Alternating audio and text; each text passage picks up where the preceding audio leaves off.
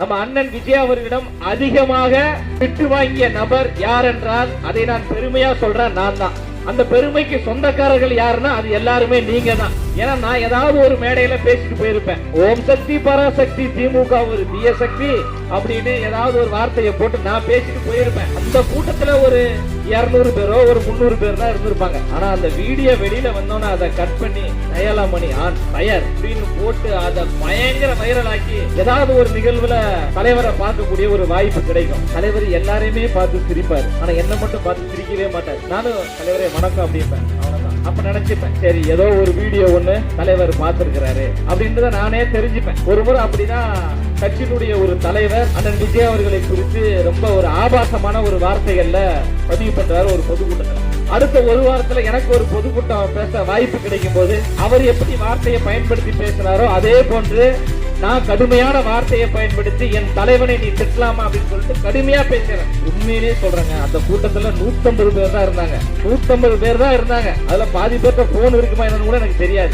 ஏதோ ஒரு தம்பி கட் பண்ணி அதை எக்ஸ்ல போட்டாப்ல நினைக்கிறேன். அந்த வீடியோ பார்க்கணும் செம்ம வைரல். அப்புறம் தலைவர் சந்திப்பதற்கான ஒரு வாய்ப்பு, தலைவரை போய் பாக்குற தலைவர், நான் ரொம்ப தூரத்துல இருக்கிறேன், தலைவர் என்ன பாக்குறாரு பார்த்துட்டு மணி வாங்க வாங்க வாங்க எப்பவுமே இப்படி கூட மாட்டாப்ல தலைவர், ரொம்ப அன்பா கூப்பிடுறாங்களே அப்படின்னு சொல்லிட்டு நானும் போனேன். நல்லா பேசுறீங்க, சூப்பரா பேசுறீங்க, நல்லா தைரியமா பேசுறீங்க, ரசிக்கும்படி பேசுறீங்க அப்படின்னாரு. நன்றி தலைவா, சூப்பர் தலைவா, ஆஹா தலைவரே வாழ்த்துறாரு, ரொம்ப சந்தோஷம் அப்படின்னு போயிட்டே இருக்கும்போது, சரி ஏன் அப்படி பேசுனீங்க, எங்க எதை பேசுனேன், யாரை பத்தி பேசுனேன்னு தெரியல.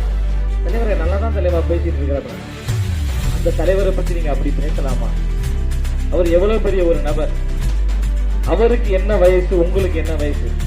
அப்போ ஒரு பொது இடங்கள்ல பேசும்போது நீங்க நாகரிகமா பேசணும்ல அப்படின்னு. இதே வேற கட்சி தலைவரா இருந்தா, தம்பி சூப்பர்ரா, போட்டு கிளிகிள்னு கிழிச்சுக்கடா, வாழ்த்துக்கள்ரா அப்படின்னு சொல்லுவாங்க. ஆனா நம்ம தலைவர் அப்படி பேசக்கூடாது, அது தவறு. அவர்கள் நம்மளை விமர்சிக்கிறார்கள் என்பதற்காக நாம் அவர்களை விமர்சிக்க வேண்டாம் என்று நல்வழிப்படுத்திய ஒரே தலைவன் இந்தியாவிலேயே அண்ணன் விஜய் அவர்கள் தான். மார்க்கத்தை பெருமையா சொல்லலாம்.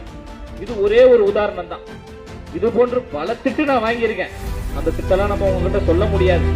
தலைவர் எவ்வளவு தூரம் சிரிக்கிறாரோ, எவ்வளவு தூரம் ரசிக்கிறாரோ, எவ்வளவு தூரம் நம்மளை பாராட்டுகிறாரோ, எவ்வளவு தூரம் நம்மளை போற்றுகிறாரோ, நீங்க தப்பான விஷயம் செய்கின்ற பொழுது அதற்கான தலைவருடைய அந்த பதிலும் அது போன்றுதான் இருக்கும். கோபம் இருக்கிற இடத்துலதான் குணம் இருக்குன்னு சொல்லுவாங்களா, அதே போன்றுதான் நம்ம தலைவர் அவர்கள். பாராட்ட வேண்டிய இடத்துல பாராட்டுவாரு, புகழ்ற இடத்துல புகழ்வாரு.